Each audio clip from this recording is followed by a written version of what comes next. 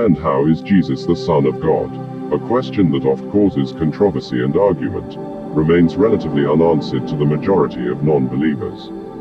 Although the answer will astound you and seems unbelievably simple, years of research have gone into discovering the answer. Could a child really be born of God through a virgin? Questions like this cause many to question the veracity of such a notion, ultimately leading to a firmer belief or falling away from faith. One of the main problems when broaching the subject is perception. The majority religions have complementary texts. The Jews read Midrashim, Muslims read Hadith, as well as their respective holy book. However, a huge number of Christians don't incorporate additional texts as they're told it's evil, wrong, the devil's work, but Catholicism does refer to the Apocrypha and other texts. The Bible, outside of Catholicism, is rendered untouchable, and shouldn't be re-edited, being a standalone tome of truth, little realizing that hundreds of years of editing and translation enabled any semblance of the text to be available in the larger world, for the masses. These modern times make the Bible seemingly untouchable, yet when we remember the woman who dared to reach out and touch the hem of his garment, faith restored her. In order to explain and answer, I'll guide you through the main aspects which cause the confusion and, as you will discover, reference the Gospel of Matthew in particular, as this text leans keenly on Hebrew continuity and history. The tale of old, that we see and hear every winter, tells us that a virgin gave birth to God dwelling with us, Emmanuel, in a stable or cave, in or near Bethlehem. This is also the fulfillment of prophecy to the Jews, that a king will come, save them from captivity and or persecution.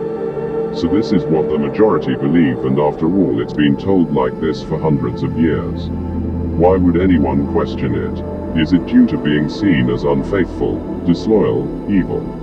Is it unchristian? No, for regardless of what people may say, it deserves inquiry. And as a Christian myself, I wasn't spurned and cast further away, but drew closer to God. Now the main, contentious issue is how the English interpretation of a simple word, Alma. The clue is in the further description of young Mary as being a maiden. You see the Hebrew word for, to be separate, or asunder for the sake of purity is betula, and this term is used in the Old Testament books over 50 times. The word refers to a woman who has not had sexual experience, but is not utilized in the canonical Gospels. In Matthew's, where he directly quotes Isaiah, he uses the term, Har Alma, as the young woman, and here the meaning is more than likely meaning a young woman of marriageable age, not a virgin. Moreover, it's translations that lead us to believe Mary was a virgin. I am not in any way, shape or form, implying that Mary wasn't a virgin. I am simply stating that the misbelief is due to attributing an incorrect definition which enabled the wrong English word to be used. These days, with the benefit of increased knowledge, we can recommend the word maiden as more appropriate, I believe. So, in summary, Mary was of age to carry a child. Yet what of the child's lineage? For this, we have to go way back to before Judaism even began. One of the fundamental and important factors regarding the Jewish culture is how it has interacted with Persia. People seem to remember that the Persians invaded and took Daniel, Meshach, Shadrach and Abednego to be with their wise men, but failed to understand the intricacies of just how this shaped Judaism itself. The creation tale of Genesis is significantly impacted by Persian influence, the rib of Adam being one issue alone. The Babylonians incorporated Sumerian and Akkadian history and legends, which in turn feed into the Jewish history and influence the respective texts.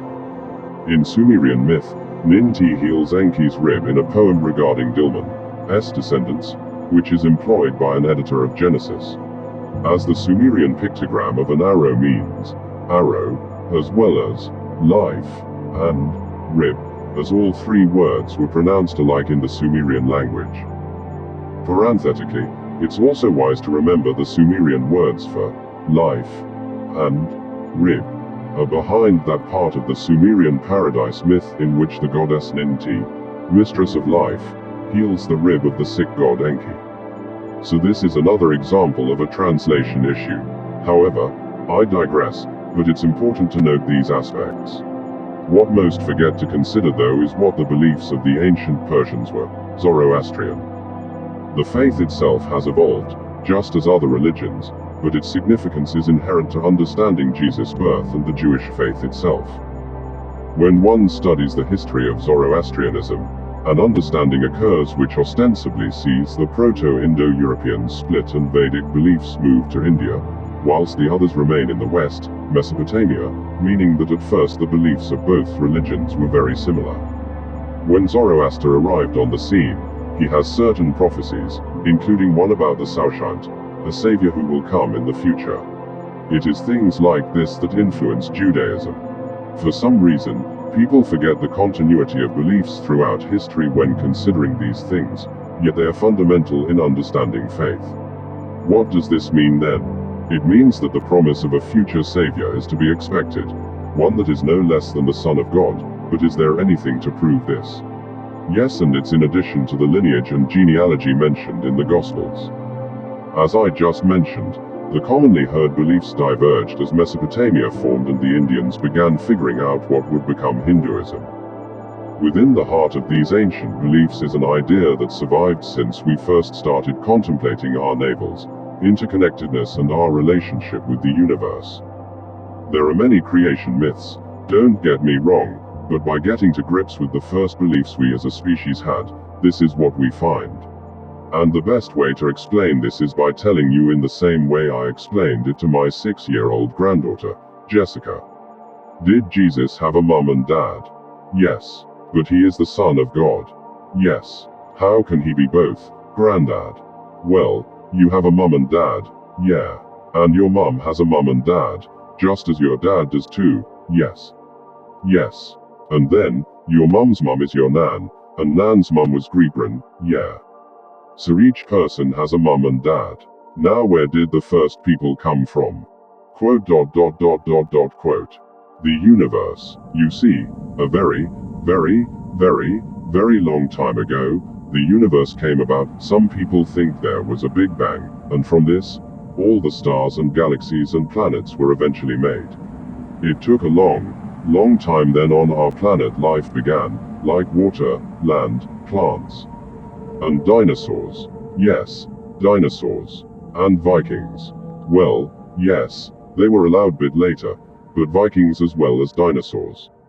There's also talk of unicorns and dragons, as you'd expect. So unicorns, plants, Vikings, rocks, land, dragons and people were made. All of these things are the universe, and the universe made us all.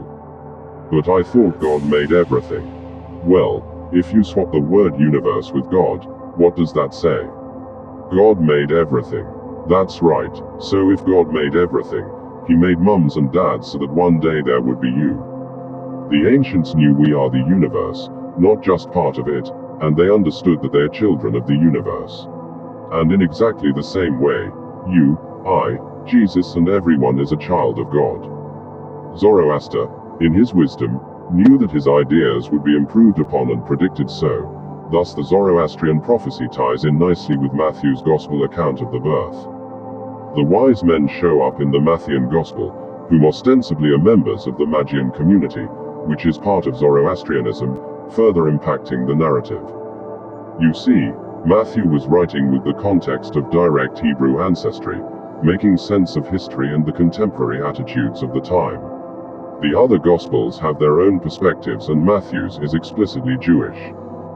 The Jews had been watching and waiting for someone special, and now they've arrived, witnesses to a birth, the birth of the Son of God, Son of the universe, born of a young maiden of childbearing age. It seems pretty simple, doesn't it? But now I hear you ask, why was he born in winter? Well, he probably wasn't. The church calendar tried to replace pagan festivals with the nearest equivalent celebrations from within the Jewish and nascent Christian tradition of the era. In truth, we don't know when Jesus was born, but it could well have been in autumn. Various sources that utilize numerology, and something known as the gematria, indicate the same, meaning that Jesus would have been conceived in December and not born in this month. Yet, I reiterate, that we don't actually know when he was born, just as we know very little about his childhood, save his parents looking for him in the temple when lost, that he grew in wisdom and stature, and in favor with God and man, and traveled, whether to India, England, Egypt or otherwise, but none of the tales can be verified.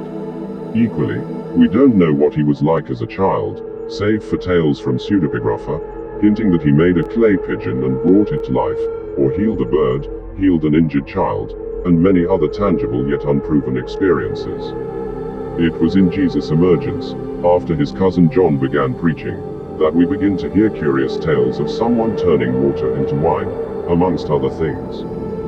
And growing up in a culture that was under occupation, with different religious sects, tells us that there will have been several political figures and leaders preaching against the Romans, just as people are for the Ukraine's current situation. So to have stood out from the crowd took some doing. There are many who dispute that Jesus even exists, and I understand that, but don't agree with it. Inasmuch as it is down to personal faith, I have studied scriptures, religion and spirituality for over 30 years now, and I remain confident that Yeshua ben Yosef existed, lived and lives. When one looks at the history and evolution of faith itself, it appears congruent to the idea that we needed saving from ourselves and that faith would grow to incorporate future leaders who would bring eras of prosperity and abundance, and this is the world's story. What I wanted to express more than anything else in this article is that you and I are children of God, privy to the same rights and abilities as Jesus, that is if you believe. My granddaughter asked if we have the same powers as Jesus, and I confidently told her, yes, and that's what led us to have the conversation about how he is the Son of God. It's not just a testimony, it's a fact, just as we are all one, all part of the same thing and each have the ability to work miracles.